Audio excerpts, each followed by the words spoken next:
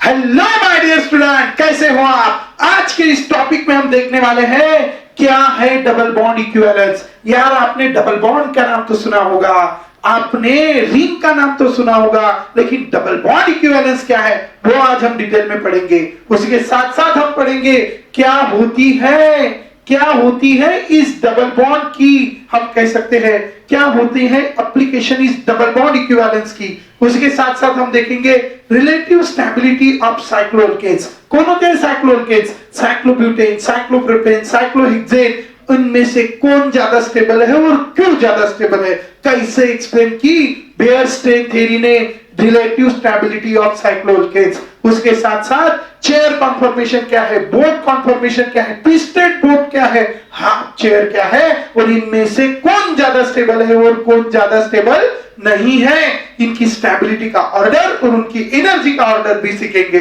किसको कहते हैं एक्सियल हाइड्रोजन, किसको कहते हैं इक्वेटोरियल हाइड्रोजन। बच्चों आज का ये lecture JEE Mains, NEET, JEE advance के लिए भी बहुत इंपॉर्टेंट होने वाला है। तो शुरुआत करते हैं आज के इस टॉपिक को, चलते हैं डबल बॉन्ड इक्विवेलेंस। बच्चों दो चीजें हैं, एक आपको क्या करना है बताइए। अगर आपको ऐसे चुटकी में अगर डबल बॉन्ड इक्विवेलेंस निकालना है वो भी मैं बताऊंगा, और फॉर्मूले से निकालना है वो भी बताऊंगा, दोनों के प्रूफ आपको दूंगा। सबसे पहले मैं आपको समझाता हूं कैसे निकालना चुटकी में डबल बॉन्ड इक्विवेलेंस। जैसे मेरे पास यहाँ पे कोई भी कंपाउंड है और इस कंपाउंड का नाम है बच्चों फिनॉल। गौर से देखो बच्चों, फिनॉल दिख रहा है आपको। फिनॉल में आप देखेंगे how to find out its double bond equivalence. Simple सी चीज है बच्चों, सिंपल सी। क्या करना है आपको इसके अंदर के डबल बॉन्ड गिनने हैं, 1 2 3। कितने डबल बॉन्ड है? 3, प्लस रिंग कितनी है इसमें? 1, तो इसका डबल बॉन्ड इक्विवेलेंस हो गया 4। ये लो चुटकी में आंसर। चुटकी में कैसे निकालना समझा दिया, फॉर्मूले के साथ प्रूव करके बताऊंगा। उसके साथ साथ और एक एग्जांपल लेते हैं। हमारे पास यहाँ पे एक कंपाउंड है CH2 डबल बॉन्ड CH, और इसको लगा है OH, या इसको हम लगाते हैं CH3। अब इसका डबल बॉन्ड इक्विवेलेंस कैसे निकालेंगे? सिंपली डबल बॉन्ड कितना है? 1, और इसमें क्या नहीं है? इसमें कोई भी क्या नहीं है बच्चों, इसमें कोई भी रिंग नहीं है, तो रिंग कितनी? 0, तो इसका डबल बॉन्ड इक्विवेलेंस हो गया 1। हम पहले फॉर्मूला देखते हैं और उसके बाद इसी को मैं प्रूव करूंगा। शुरुआत करते हैं बच्चों टॉपिक की तरफ। सबसे पहले what is double bond equivalence. अभी मैंने बताया डबल बॉन्ड इक्विवेलेंस डिपेंड करता है उसके अंदर कितने डबल बॉन्ड है और उसके अंदर कितनी रिंग है। अगर मैं कहता हूं किसी कंपाउंड का डबल बॉन्ड इक्विवेलेंस क्या है? 5 है, इसका मतलब उसके अंदर के डबल बॉन्ड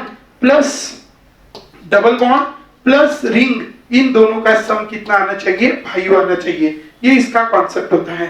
देखो gives the information about the different types of equivalent structure.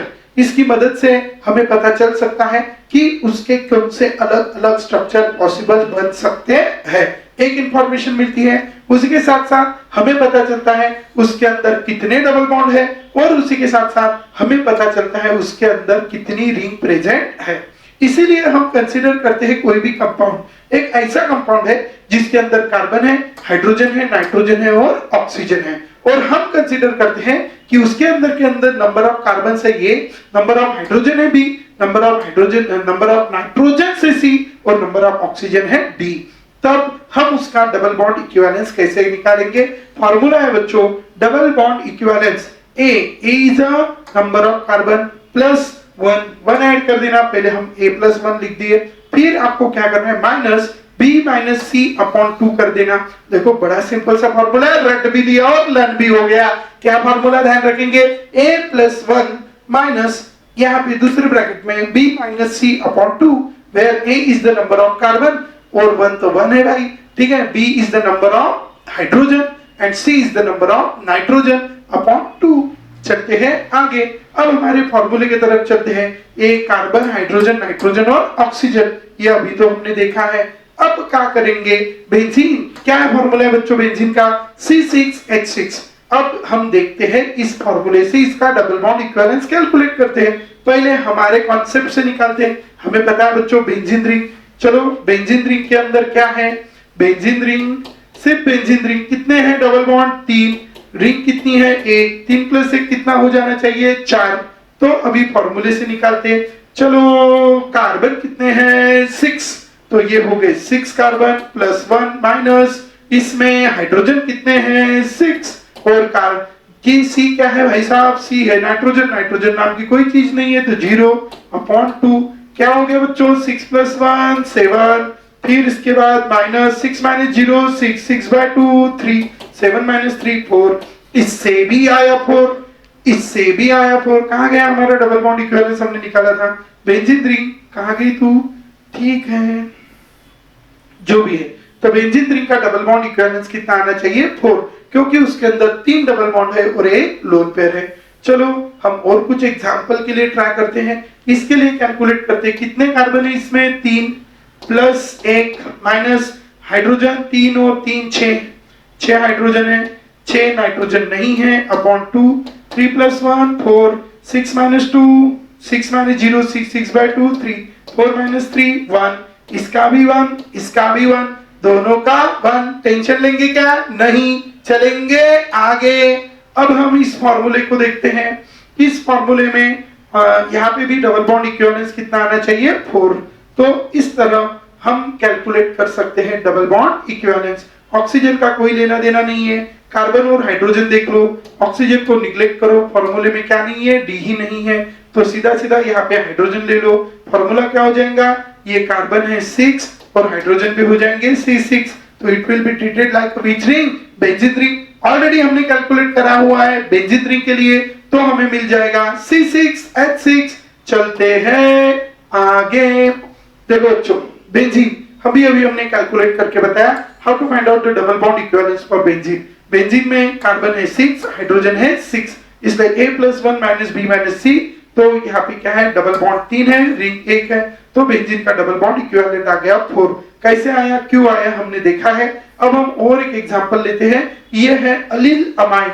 ध्यान में रखना, हमने पढ़ा था बच्चों बचपन में, कार्बन कार्बन डबल बॉन्ड के बाजू का पहला कार्बन अलीलिक कार्बन, और उस पूरे ग्रुप को हम कहते हैं बच्चों अलील ग्रुप। तो आप यहाँ पे देख सकते हो this is what CH2 double bond CH, यहाँ पे CH2 है, यहाँ पे NH2 है। अब डबल बॉन्ड कितना है इस कंपाउंड में, एक रिंग है क्या, नहीं, तो 1 + 0 1 + 0 = 1, तो इसका डबल बॉन्ड इक्विवेलेंस आना चाहिए 1। अब फॉर्मूले में पुट करते, फॉर्मूले में देखो 1 2 3, कितने कार्बन है बच्चों 3, हाइड्रोजन 2 और 1 3, 3 और 2 5, 5 और 2 7, 7 हाइड्रोजन, और नाइट्रोजन कितना है 1। फॉर्मूले में पुट करेंगे A+1 - B - C/2, A मतलब कौन है कार्बन, कितने हैं 3, 3 + 1 B मतलब हाइड्रोजन, हाइड्रोजन कितने हैं 7, 7 माइनस नाइट्रोजन कितना है 1/2, क्या होगा बच्चों 3 + 1 = 4, -7 - 1 कितना 6, 6/2, तो 4 - 3 = 1, इससे भी 1 इससे भी 1, हो गया बच्चों चुटकी में आंसर। क्या निकाला हमने, डबल बॉन्ड इक्विवेलेंस। अब हम ये निकालने के बाद, डबल बॉन्ड इक्विवेलेंस निकालने के बाद अब हम चलते हैं थोड़ा सा आगे। अब हमारे पास एक कंपाउंड है, इस कंपाउंड का नाम है बच्चों एनिलीन। एनिलीन कौन है, एनिलीन आप यहाँ पे देखेंगे तो ये बेंजीन रिंग है, और बेंजीन रिंग को जब NH2 लगता है तो हम उस कंपाउंड को कहते हैं एनिलीन। अब देखते हैं कैसे निकालेंगे। कार्बन देखो 1 2 3 4 5 6, बाहर तो कोई कार्बन नहीं, 6 कार्बन। हाइड्रोजन देंगे 1 2 3 4 5 और 2 7 हाइड्रोजन 1 नाइट्रोजन, C6H7 9। तो पहले तो हमारे कॉन्सेप्ट से निकाल लेते हैं। डबल बॉन्ड 1 2 3, 3 डबल बॉन्ड, एक रिंग, कितना हो गया 3 + 1 4, हो गया डबल बॉन्ड इक्विवेलेंस कितना 4। फॉर्मूले से निकालते direct, carbon 6 6 + 1 minus nitro hydrogen 7 - 1/2, that is what 7 - 3 = 4, हो गया। इस कंपाउंड के लिए निकालते हैं प्रोपेनॉल, ये होमवर्क है, आपको इसको निकाल के मेरे को बताना है, ठीक है। कितनी रिंग है, सिर्फ एक, तो यहाँ पे CH2, यहाँ पे CH2, यहाँ पे कार्बन, यहाँ पे हाइड्रोजन, कार्बन 1 2 3, 3 कार्बन, हाइड्रोजन 2 और 2 4, 4 और 2 6, 6 हाइड्रोजन, एक ऑक्सीजन, ऑक्सीजन हमारे फॉर्मूले में नहीं है, छोड़ दिया। चलो निकालेंगे, carbon 3, hydrogen 3 + 1 4, minus hydrogen 6 minus 0 upon 2 3 plus 1 4 6 by 2 3 3 1 ये आ गया 1 हो गया। इस तरह हम निकाल सकते हैं बच्चों double bond equivalence. After calculating this double bond equivalence अब चलते हैं हम नेक्स्ट टॉपिक के ऊपर, दैट इज कॉल्ड कॉन्फॉर्मेशन। लेकिन उसके पहले देख लेते हैं application of double bond equivalence, क्या क्या एप्लीकेशन हो सकती है। अब हमारे पास ये फॉर्मूला दिया C3H6O जो अभी अभी हमने लिया था, ठीक है। आपको पता है C3H6O, पहले तो हम इसका डबल बॉन्ड इक्विवेलेंस निकाल देते हैं। डबल बॉन्ड इक्विवेलेंस बताओ, कार्बन 3 प्लस 1 4 माइनस ये कितने हैं 6 माइनस 0, ऑक्सीजन अपने रूल में आता नहीं, अपॉन 2 तो क्या आ गया 4 3 6 by 2 3 that is 1। Double bond equivalence इसका 1 है तो इसके टोटल कितने स्ट्रक्चरल आइसोमर बनेंगे तो ये हमें निकालना है। मतलब इसमें एक डबल बॉन्ड हो सकता है या एक रिंग हो सकती है। तो हमें पता है, हमने ऑलरेडी बचपन में आइसोमेरिज्म में कॉन्सेप्ट पढ़ा था। क्या कॉन्सेप्ट पढ़ा था? जितने कार्बन उसके डबल हाइड्रोजन और एक ऑक्सीजन है तो हमें शक जाता है अल्डिहाइड और कीटोन के ऊपर, और इसीलिए हमने सबसे पहला आइसोमर यहाँ पे लिया है अल्डिहाइड, जिसके अंदर कितने कार्बन है 3। इसने हमने लिया CH3 CH2 C double bond OH, और अल्डिहाइड का ही फंक्शनल आइसोमर कौन है कीटोन, और इसलिए हमने उसको भी ले लिया CH3 C double bond O। यहाँ पे कितना डबल बॉन्ड है 1, सो डबल बॉन्ड इक्विवेलेंस इज 1। यहाँ पे भी कितना डबल बॉन्ड है 1, सो double bond equivalence is also 1। लेकिन और है रिंग हो सकती है, एक रिंग हो सकती है अगर डबल बॉन्ड को तोड़ दिया जाए, तो हम इसको ट्राई करेंगे। इसमें तो कोई रिंग नहीं बनेगी, इसके तो कोई रिंग नहीं बनेगी। डबल बॉन्ड और दूसरी जगह शिफ्ट कर सकते हैं क्या? हाँ जी, शिफ्ट कर सकते हैं। टॉटोमेरिज्म हमने देखा है, इसमें कार्बोनिल कार्बन के बाजू का कार्बन अल्फा कार्बन पे अगर क्या लगा है हाइड्रोजन है तो it can show the tautomerism, और इसीलिए ये बॉन्ड के इलेक्ट्रॉन अगर इधर शिफ्ट कर दिए तो ये बॉन्ड के इलेक्ट्रॉन ऑक्सीजन के ऊपर चले जाएंगे, और ऑक्सीजन के ऊपर आएगा निगेटिव, यहां से निकलेगा H positive combine with this and so you can get this tautomer. यहाँ पे अब ये डबल बॉन्ड की पोजीशन इधर लगी है तो यहाँ पे ऐसा हो सकता है, ये CH3 ये CH double bond COH and H, लेकिन वो टॉटोमर है एक दूसरे के, तो ये भी बन सकता है। हो सकता है हमने डबल बॉन्ड की पोजीशन इधर शिफ्ट कर दी, यहाँ का हाइड्रोजन इधर शिफ्ट कर दिया, ये CH2 डबल बॉन्ड CH और यहाँ पे हो जाएगा CH2OH, ये हो गया एक बराबर। अब ये टॉटोमेरिज्म से हो गया। अब उसी तरह कीटोन भी टॉटोमेरिज्म से शो कर सकता है, कीटोन भी यहाँ पे डबल बॉन्ड OH या यहाँ पे डबल बॉन्ड OH कीटोन भी शो कर सकता है। उसी के साथ साथ ये तो हो गया बच्चों जिसमें डबल बॉन्ड है। अब डबल बॉन्ड में क्या हो सकता है, ये अल्कोहल है, डबल बॉन्ड वाला अल्कोहल है, आप देख सकते हो this is the allyl alcohol CH2 CH CH2OH, कौन सा अल्कोहल हो गया अलील अल्कोहल। और हमने एक बात पढ़ी थी बच्चों, जो अलील अल्कोहल होता है, अलील अल्कोहल है ना, अल्कोहल का स्ट्रक्चरल आइसोमर या फंक्शनल आइसोमर होता है बच्चों ईथर, ठीक है। हमने देखा है जोड़ियां पढ़ी थी, जोड़ियां याद करो उन जोड़ियों को, क्या क्या, अल्कोहल का ईथर, अल्डिहाइड का कीटोन, कार्बोक्सिलिक एसिड का ईस्टर, ये था। तो इसीलिए ये अल्कोहल है तो भाई ऐसा ही इसका ईथर भी बनना ही चाहिए। इसलिए हमने क्या किया, CH2 डबल बॉन्ड CH, बीच में ये ऑक्सीजन लगा दिया, उसको CH3 बना दिया, ये हो गया ईथर। अब इसमें भी एक डबल बॉन्ड है, इसमें भी एक डबल बॉन्ड है। अब हम डबल बॉन्ड को निकाल के उसमें साइकिल बना सकते हैं, CH2 CH2 CH अगर साइकिल में अगर एक OH है तो इसका ही ईथर बना सकते हैं, CH2 CH2 CH2O। तो इसका भी डबल बॉन्ड इक्विवेलेंस 1 है, इसका भी डबल बॉन्ड, मतलब इसका कहना है यार तुम सारे कंपाउंड ड्रॉ करो जिसका डबल बॉन्ड इक्विवेलेंस कितना है 1, तो वो सारे एक दूसरे के कौन से आइसोमर रहेंगे, स्ट्रक्चरल आइसोमर। तो ये दोनों एक दूसरे के फंक्शनल आइसोमर है, ये दोनों टॉटोमर है, ये दोनों एक दूसरे के फंक्शनल आइसोमर है, ये दोनों रिंग चेन है, ये रिंग है, लेकिन ये दोनों एक दूसरे के क्या हो गए, फंक्शनल आइसोमर। इसके अंदर OH है और इसके अंदर ईथर है, तो ये दोनों हो गए एक दूसरे के फंक्शनल आइसोमर, और ये हो गया साइक्लिक ईथर।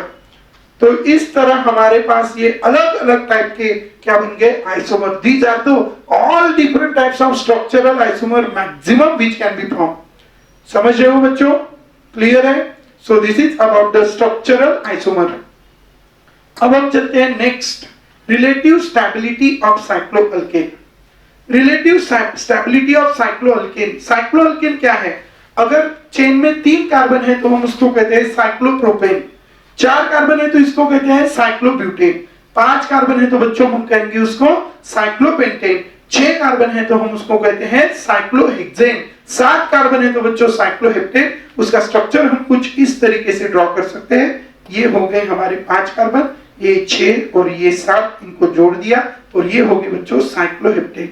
1 2 3 4, ये 5, ये 6 और ये 7, ये हो गया बच्चों साइक्लोहेप्टेन। और अगर मैं इसको ही ऐसा तोड़ दूं और इन दोनों को जोड़ दूं तो कितने हो जाएंगे? 1 2 3, ये 4, ये 5, ये 6, ये 7 और ये हो गए बच्चों 8, ये हो गया साइक्लोऑक्टेन। अब हम इसके अंदर के एंगल्स देखते हैं। It is nothing but the right angle triangle. और बचपन में आपने देखा होगा बच्चों, इसके एंगल में राइट एंगल ट्रायंगल के अंदर का जो एंगल होता है वो कितने का होता है? 60 डिग्री। अब ये कहता है कौन सबसे ज्यादा स्टेबल है। ये बताने के लिए एक थ्योरी आई बच्चों, एक साइंटिस्ट आए जिन साइंटिस्ट का नाम था बेयर्स। अब इन साइंटिस्ट जी ने कहा कि सबसे ज्यादा कार्बन ने बनाया हुआ जो सबसे ज्यादा स्टेबल मॉलिक्यूल है, जिसकी ज्योमेट्री है टेट्राहेड्रल और उसका बॉन्ड एंगल होता है 109 degree 28 minutes. We have seen the tetrahedral geometry of CH4 molecule. ये होता है हमारा CH4 मॉलिक्यूल और इसका ये जो बॉन्ड एंगल होता है 109 degree 28 minutes. But this 28 minutes is nearly equal to half degree, 0.5 degree. So this 28 minutes is nearly equal to half minutes और इसीलिए हम इसको 109.5 भी कंसीडर कर सकते हैं। तो Baeyer's deviation from tetrahedral angle.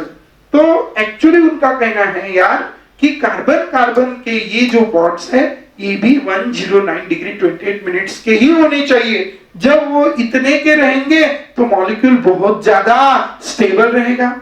लेकिन अगर वो बॉन्ड जैसे आप देख सकते हो, ये है साइक्लोप्रोपेन, ये है कार्बन, ये है कार्बन, ये है कार्बन, और इन कार्बन कार्बन का बॉन्ड यार 109 डिग्री 28 मिनट्स का नहीं है। कितने का है? 60 डिग्री का है। होना कितने चाहिए था?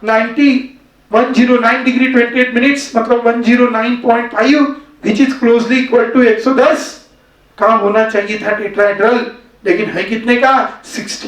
हम बोलते हैं ना बच्चे को 100% होने चाहिए, बच्चे को मिले कितने? 40। ज्यादा ही हो गए क्या? चलो ठीक है 60 मिले। तो बच्चे ने डेविएशन हवा कितनी लगी? 40% है ना। बच्चे को कितना 100 परसेंटाइल मिलने चाहिए थे, बच्चे को मिले कितने? 95। बच्चे को हवा नहीं लगी है ज्यादा, 5% उतना तो चलता है।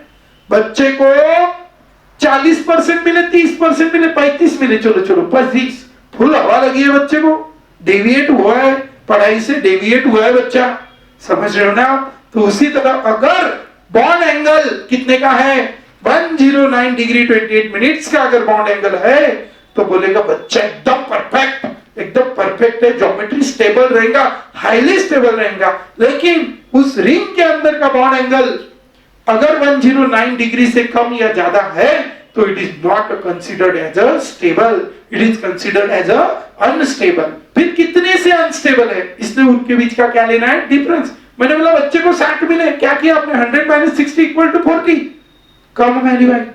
बच्चे को 90 मिले, 100 - 90 इज इक्वल टू 10, तो 10 वाले को कम डेविएशन है, 40 वाले का डेविएशन ज्यादा है, मतलब 40 वाला ज्यादा अनस्टेबल है, 10 वाला कम अनस्टेबल है। सिंपल भाषा में जब 109 डिग्री 28 मिनट्स माइनस रिंग के अंदर का जो एंगल है इसको सब्ट्रैक्ट करेंगे तो जो वैल्यू मिलेंगी उसी को क्या में कहा है? Deviation. Deviation from the regular bond angle, इसी को कहा गया है बच्चों deviation from the regular bond angle. So how we find out the deviation from tetrahedral angle?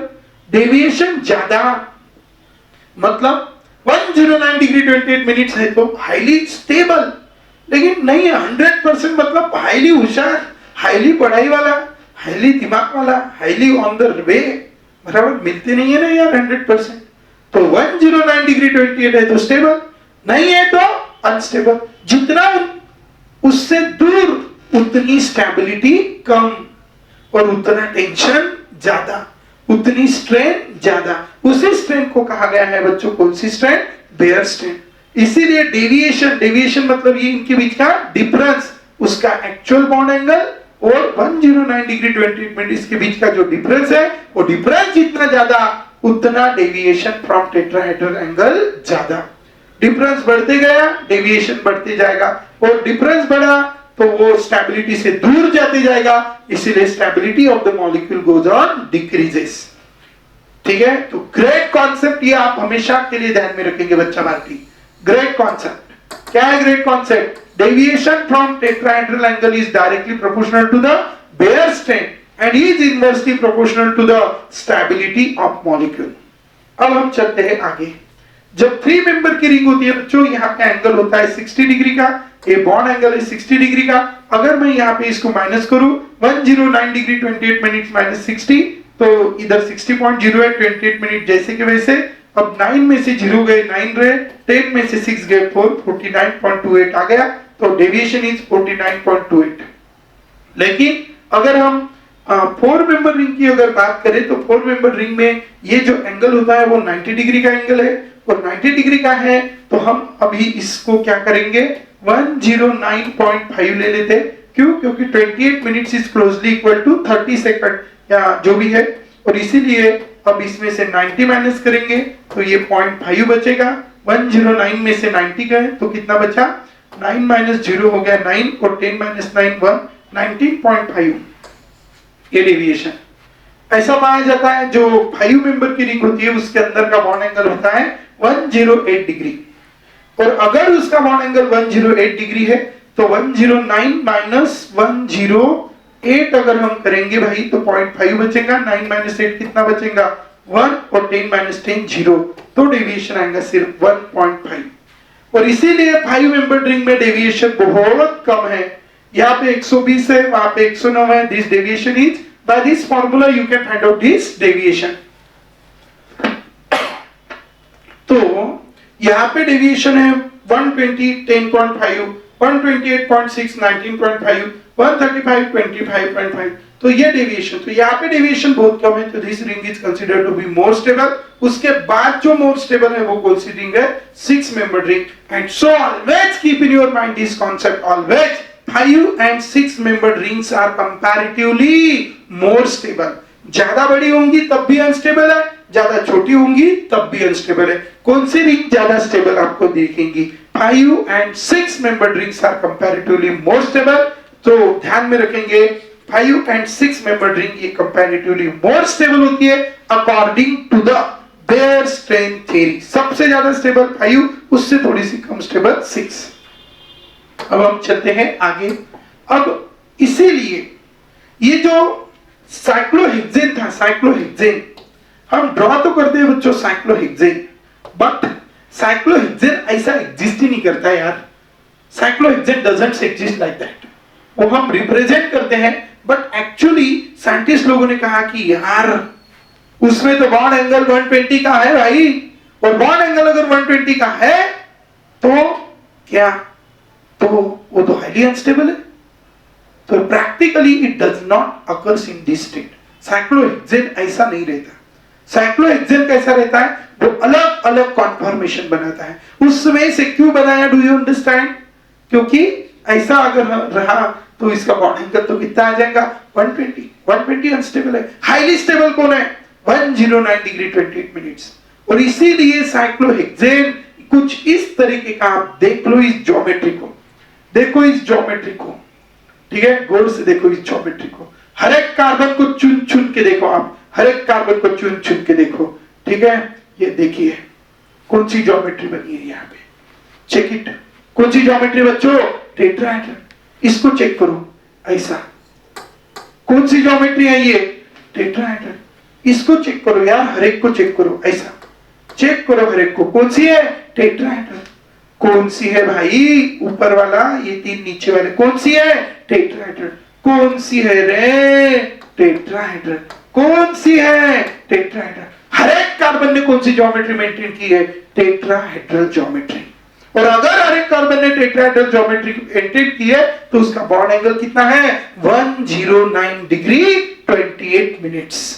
और अगर उसका बॉन्ड एंगल 109 डिग्री 28 मिनट्स है तो अभी बेयर स्ट्रेन कितना हो गया? 0। और अगर बेयर स्ट्रेन यहाँ पे 0 हो गया और इसीलिए most of the compound exist in which conformation और विच ring? 6 member ring.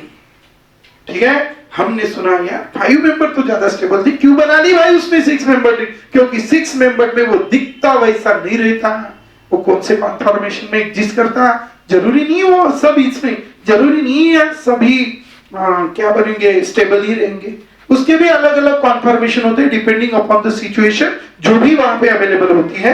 But here if you see this is the chair conformation, और ये चेयर कॉन्फॉर्मेशन कंपैरेटिवली कैसा है?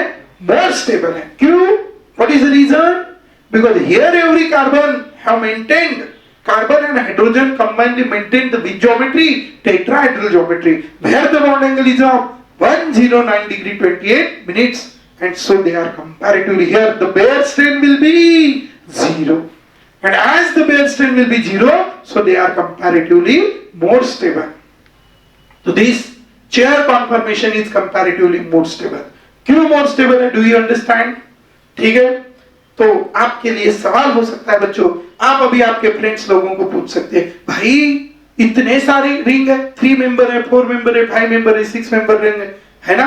क्यों ज्यादातर मैक्सिमम कंपाउंड की रिंग कौन सी दिखती है? 6 मेंबर। क्यों भाई बता, क्यों? तो आप बता सकते हो क्योंकि according to, because everyone wants to become a stable, और स्टेबिलिटी के कॉन्सेप्ट क्या है? स्टेबिलिटी का कॉन्सेप्ट दिया है बेयर स्ट्रेन ने। बेयर जी कहते हैं जिसका बॉन्ड एंगल 109 डिग्री 28 मिनट्स रहेगा, टेट्राहेड्रल रहेगा, वही मोर स्टेबल रहेंगे। लेकिन हम अगर 3 मेंबर रिंग कंसीडर करेंगे तो उधर बेयर स्ट्रेन ज्यादा है, 4 मेंबर में ज्यादा है, 5 मेंबर में है कितनी की? 1.5। लेकिन 6 मेंबर रिंग अगर कंसीडर करेंगे और उसमें अगर उसका कौन सा कॉन्फॉर्मेशन कंसीडर करेंगे? चेयर कॉन्फॉर्मेशन, तो there the bond angle, every bond angle is of how much? 109 degree 28 minutes, and its bare strain will be 0, and so it is highly stable conformation of benzene, or we can say cyclohexane. cyclohexane का सबसे ज्यादा क्या है? ये stable conformation है। क्यों है stable conformation? समझ गए सब लोग? चलेंगे आगे। ये है free from torsion strain. Why it is free from torsion strain? Do you understand? Baeyer strain यहाँ पे क्या रहेंगी? BS। बेयर स्ट्रेन यहाँ पे रहेंगी 0। Each angle is a tetrahedral angle and this bond angle is of 109 degree 28 minutes. Secondly, अब इसमें क्या है? इसमें 2 टाइप के हाइड्रोजन है। जैसे आप देख सकते हो, हमने एक पेंटागोनल ट्राइगोनल बाइपिरामिडल ज्योमेट्री पढ़ी थी और उसमें हमने देखा था 2 टाइप के बॉन्ड एंगल्स थे, एक ये ऐसे 3, एक ऊपर एक नीचे। इनको हमने कहा था एक्सियल और इनको हमने कहा था इक्वेटोरियल। तो उसी तरह यहाँ पे जो वर्टिकल वाले हैं उनको हम क्या कहेंगे? एक्सियल, और जो हॉरिजॉन्टल वाले हैं उनको हम क्या कहेंगे? इक्वेटोरियल। ध्यान में रखना। अब ऊपर वाले जब 6 कार्बन अगर यहाँ पे है तो 6 कार्बन को हम रिप्रेजेंट कैसे करेंगे? देखो पहले तो कैसी चेन ड्रॉ करना है मैं ये समझाता हूँ। ये एक है और दूसरा आपको पहला वाला इस तरीके से निकालना है, दूसरा वाला इस तरीके से निकालना है। यहाँ पे एक पॉइंट लेना है, यहाँ पे एक पॉइंट लेना है, इस पॉइंट को ऐसे जोड़ देना है और इस पॉइंट को ऐसे जोड़ देना है। जोड़ दिया। अब कोई भी कार्बन ले लो, ये ऊपर है ना, ऊपर वाला है तो ऊपर वाले का एक्सियल कैसा रिप्रेजेंट करेंगे? ऊपर। ये कार्बन कहाँ है? नीचे वाला है तो इसका एक्सियल क्या करेंगे? नीचे। एंड वाले ये कहाँ का कार्बन है? ऊपर का है तो इसका एक्सियल कहाँ रिप्रेजेंट करेंगे? ऊपर। ये कहाँ का कार्बन है? नीचे का, इसका एक्सियल कहाँ रिप्रेजेंट करेंगे? नीचे। ये ऐसे हो गया। अब ये बीच के कार्बन है, ये कहाँ है? कहाँ है? नीचे, तो इसका एक्सियल कहाँ रिप्रेजेंट करेंगे? नीचे। और ये कहाँ गया है? ऊपर, तो इसका एक्सियल कहाँ रिप्रेजेंट करेंगे? ऊपर। तो ये सब यहाँ पे जो हाइड्रोजन्स रहेंगे, these hydrogens are called axial hydrogen. These hydrogens are called axial hydrogen. So how many axial hydrogens are there in a chair conformation? How many axial hydrogens are there in a chair conformation? 6. ठीक है? Now अब जो थोड़े horizontal plane में रहेंगे, these are called equatorial. अब horizontal plane क्या है? इसका हॉरिजॉन्टल प्लेन इधर है, इसका भी हॉरिजॉन्टल प्लेन इधर है, इसका हॉरिजॉन्टल प्लेन इधर है, इसका भी हॉरिजॉन्टल प्लेन इधर है। जो ऊपर है एक्सियल, उसका हॉरिजॉन्टल प्लेन नीचे, जो नीचे है उसका हॉरिजॉन्टल प्लेन ऊपर। तो ये हरे वाले कौन हो गए? Equatorial. So these are the equatorial and these are the axial. ऐसे दो चीजें हैं, one is equatorial and another is axial. तो how many equatorial hydrogens are there? 6 equatorial hydrogens are there. And how many axial hydrogens are there? 6. So keep in your mind, we have the 6 axial hydrogen and 6 equatorial hydrogen. Axial hydrogen हमारे पास 6 है और equatorial hydrogen भी हमारे पास कितने हैं? 6. तो ध्यान रखेंगे बच्चों, once more, axial hydrogen कितने हैं? 6 और equatorial hydrogen कितने हैं? 6. अब ये हो गया बच्चों axial और equatorial. कॉन्सेप्ट समझा हमारा? ऊपर वाले ऊपर, नीचे वाले नीचे। How to draw the axial, ये आप देख सकते हो। ये है, ये हरे वाले एक्सियल है, या ये देख सकते हैं ये एक्सियल है और ये है इक्वेटोरियल। हमने दोनों को कंबाइन करके आपको बता दिया है। ठीक है बच्चों, समझ रहा है? मजा आ रही है? अभी हम आगे चलते हैं बच्चों। तो this is about the axial and equatorial hydrogen. अब हम देखते हैं ये देखिए, ये एक्सियल है और जो हॉरिजॉन्टल, मतलब जो हॉरिजॉन्टल प्लेन में है वो इक्वेटोरियल है। तो this is about the axial and equatorial hydrogen. अब हम देखते हैं बोर्ड कॉन्फॉर्मेशन। चेयर कॉन्फॉर्मेशन पे कुछ दबाव आने की वजह से ही उसका बोर्ड कॉन्फॉर्मेशन बन जाता है। अब इसको मैं कहता हूं 1 2, this is a 3, this one is a 4, this one is a 5 and this one is a 6। How many carbons are there in all? 6। As there are 6 carbon, अभी मैंने क्या किया, इसको थोड़ा इसे ट्विस्ट कर दिया। ये देखो, ये कहाँ है? ऐसा नीचे है, इसको घुमा दिया। कहाँ घुमा दिया? ऊपर। कैसे घुमाया? समझ गए सब? कैसा था वो? नीचे। कहाँ घुमाया इसको? ऊपर। ऐसा। तो क्या हो गया? जैसा भी उसको ऊपर घुमाया तो क्या हो जाएगा? ये और ये जैसा के वैसा, ये जैसा के वैसा। अब ये जो नीचे था ये कहां गया? ऊपर। ऐसा हो गया। क्या बन गई? बचपन में बनाई होंगी, बैठे भी होंगे उसमें। बैठे थे क्या? गिर गए होंगे नाली में, ऐसे छोड़ते थे ना आप। क्या ये बोट? बैठ के जाते थे उसमें। हाँ जाते हैं, कभी नदी में घूमने जाते तो इसी में तो बैठते। क्या हो गई बच्चों? बोट। अब इस बोट कॉन्फॉर्मेशन में भी यहाँ पे जो हाइड्रोजन्स रहते हैं, इट इज फाउंड दैट ये हाइड्रोजन जो है, अब ये हाइड्रोजन ऐसे चले जाते हैं और ये हाइड्रोजन होते हैं ऐसे चले जाने की वजह से ये पास पास आ जाते हैं, जो सबसे पास होते हैं as compare to any other conformation. और ये हाइड्रोजन यहाँ पे पास पास आने की वजह से हमें पता है एटम के अंदर इलेक्ट्रॉन होते हैं, इलेक्ट्रॉन के बीच में रिपल्शन होता है, और जहां पे रिपल्शन ज्यादा वहां पे एनर्जी ज्यादा और वहां पे स्टेबिलिटी कम। तो यहाँ पे क्या ज्यादा होता है बच्चों? रिपल्शन। और यहाँ पे रिपल्शन ज्यादा होने की वजह से यहाँ पे स्टेबिलिटी कैसी होती है? कम। ध्यान रखेंगे। वंस मोर, यहाँ पे क्या ज्यादा है बच्चों? रिपल्शन। और इसीलिए यहाँ पे क्या कम है? स्टेबिलिटी। तो यहाँ पे रिपल्शन ज्यादा है, and because of having the more repulsion there is less stability. यहाँ पे बहुत कम स्टेबिलिटी है, और इसीलिए ध्यान में रखना है बोर्ड कॉन्फॉर्मेशन जो है वो कैसा है? Highly unstable. कैसा है बच्चों? ये highly unstable because of, and these hydrogens are called flagpole hydrogen. है ना? बोट जब चलती है तो यहाँ पे क्या लगाते हैं? वो झंडा लगाते हैं ना, फ्लैग बोलते हैं उसको। ये हिलता है पानी से, सॉरी पानी से नहीं, हवा से। तो इसीलिए these hydrogens are called flagpole hydrogen. यहाँ पे फ्लैगपोल हाइड्रोजन होते हैं और ये बोर्ड कॉन्फॉर्मेशन है और ये हाईली अनस्टेबल है। अब हम और थोड़ा आगे चलते हैं। This is the board conformation which is highly unstable. After having this board conformation, अब आप देख सकते हो ये बोर्ड कॉन्फॉर्मेशन है। हमने देखा था ये एक्सियल है, ये एक्सियल है, ये एक्सियल है, ये एक्सियल है। अब इसमें एक एक्सियल रहेगा और ये ब्लैक पोल हाइड्रोजन है जिसका डिस्टेंस है 183 पिकोमीटर जो सबसे कम है, और ये 183 पिकोमीटर सबसे कम होने की वजह से बोट कॉन्फॉर्मेशन हाईली अनस्टेबल है, क्योंकि एग्जैक्टली इक्लिप्स है, ओवरलैप्ड है। Boat and chair are interconvertible and not be isolated. ध्यान में रखना, हमने आपको समझाया था बच्चों कैसे chair conformation is converted into boat conformation, and in the same way अगर ये यहां से इधर चला गया तो it will get converted into chair conformation. और इसीलिए चेयर कॉन्फॉर्मेशन और बोट कॉन्फॉर्मेशन ये दोनों एक दूसरे में इंटर कन्वर्टेबल है। Chair can be converted into boat and boat can be converted into chair. तो keep in your mind, chair conformation can be converted into boat conformation and boat conformation can be converted into chair conformation. They both are interconvertible into each other. तो इस तरह ये है बच्चों कौन सा conformation, boat conformation. तो boat conformation chair में जा सकता है, चेयर कॉन्फॉर्मेशन बोट में जा सकता है, and they are interconvertible into each other. अब हम यहाँ पे देखते हैं बच्चों ट्विस्टेड बोट कॉन्फॉर्मेशन। अभी अभी हमने देखा है यार बोट अनस्टेबल है और हमारा कॉन्सेप्ट है everyone wants to become a stable. हर कोई क्या होना चाहता है, स्टेबल। इसको भी क्या होना है, स्टेबल। भाई बोट कैसी है, अनस्टेबल, तो उसको भी क्या होना है, स्टेबल। स्टेबल होने के लिए वो कुछ तो करेगा।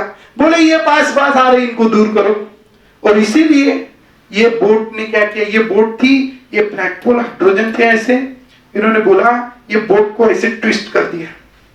कैसे ट्विस्ट किया, देखो ये बोट थी, इसको ट्विस्ट किया। ट्विस्ट किया तो क्या हुआ, ये 2 यहां चला गया, ठीक है, 2 यहां चला गया, और ये 6 यहां। ट्विस्ट करेंगे ना, ऐसा ऐसा ट्विस्ट करेंगे, ट्विस्ट करेंगे। ये देखो ये अंगूठा है, ये ट्विस्ट किया, कहां गया, एक ऊपर और एक नीचे। 2 ऊपर 6 नीचे, ट्विस्ट किया तो 6 नीचे आया, 2 ऊपर। ये जैसे के वैसे, ये भी जैसे के वैसे, सिर्फ ये देखो ऐसे थे 4, क्या किया, ट्विस्ट, तो ये कहां चला गया, ऊपर, बराबर। अब इसकी वजह से ये थोड़े दूर हो गए, ट्विस्ट करने की वजह से क्या हो गए, थोड़े दूर, ये थोड़े दूर हो गए, और दूर होने से क्या होगा, उनके बीच का डिस्टेंस बढ़ गया, तो स्टेबिलिटी बढ़ गई, and so this is the twisted boat. Twist 2 तरीके से हो सकता है, एक तो ये पोजीशन है, और दूसरा हो सकता है कि ये जो है सब सेम रहेंगे, सिर्फ 2 और 6 जो है, 2 और 6, तो यहाँ पे 2 मतलब 1 2, वो जो दिख रहा है आपको 2 थोड़ा आगे चला गया और 6 थोड़ा पीछे, या मेनली ट्विस्टेड बोट करके यही ज्यादा होता है। और ध्यान में रखना ट्विस्ट की वजह से हाइड्रोजन दूर चले गए, और हाइड्रोजन दूर चले गए इसीलिए उसमें स्टेबिलिटी बढ़ गई। So twisted boat is more stable than boat conformation by लगभग 6.1 किलो जूल। इतनी एनर्जी से वो ज्यादा स्टेबल है कॉल्ड ट्विस्टेड बोट। और twisting generally second or third or fifth and 6 carbon में जनरली क्या होती है, twisting, so that black pole hydrogen move away from each other. क्यों ट्विस्टिंग हुई, we have seen the reason. तो आशा करता हूं आपको ये सारी बातें बहुत अच्छे से समझ रही। बस एक लास्ट और सबसे इंपॉर्टेंट टॉपिक अभी बचा है कि ये जो है इसमें चेयर में और एक पॉसिबिलिटी है, that is the half chair. ये अपनी चेयर है, कितने कार्बन है, ये हाफ चेयर कॉन्फॉर्मेशन इसको बोलते हैं। मछली जैसा कॉन्फॉर्मेशन, ऐसा ऐसा ऐसा, या पतंग जैसा कॉन्फॉर्मेशन, इसको कहते हैं हम half chair conformation. This is the half chair conformation. इसमें इस सब में हमने देखा कि why chair conformation is highly stable. Boat में हमने देखा कौन सी बोट ज्यादा स्टेबल है, ट्विस्टेड बोट, उससे भी बोट, और सबसे कम स्टेबल है हाफ चेयर। आपको इसके बारे में क्वेश्चन पूछा जा सकता है, so it is very very very important. ठीक है, ये है बच्चों, इस पे आएगा क्वेश्चन।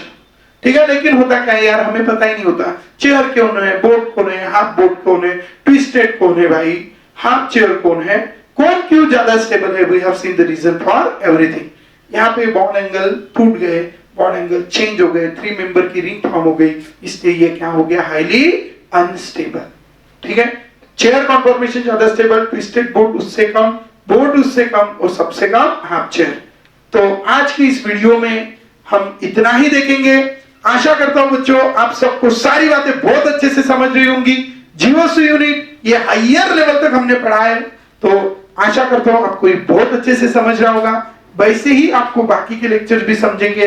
तब तक के लिए बाय बाय टू ऑल। शुरुआत होगी सही तो मेडिकल और इंजीनियरिंग एंट्रेंस एग्जाम में सफलता मिलेगी वही। बच्चों के उज्जवल भविष्य के लिए JSM को बड़ी मेहनत के साथ स्थापित किया है मनोज परघन सर ने, जहां बच्चे हंसी खुशी के वातावरण में सब्जेक्ट को practically experienced and qualified teachers द्वारा मन लगाकर पढ़ते हैं। JSM have highly air-cooled digital classroom with advanced seating arrangement. Enthusiastic study environment created by Manoj sir by providing unique great concepts and tricks to learn chemistry. With full library support and under observation reading room for hard-working students. A detailed and conceptual teaching by well-experienced and dedicated teaching staff. Planning session by educational advisor. Practical knowledge is given to student by performing lab experiments by faculties. Specified dining area for lunch. A specified underground parking for students' vehicles. Students' personal doubt session to have a best result. Special sports and yoga activity to improve students' physical and mental health.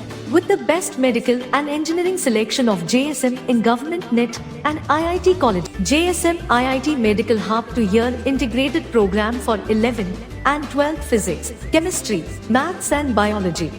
इसलिए सही शुरुआत करें JSM IIT and medical hub के साथ, जहां education ही है सर्वोपरि। Next lecture में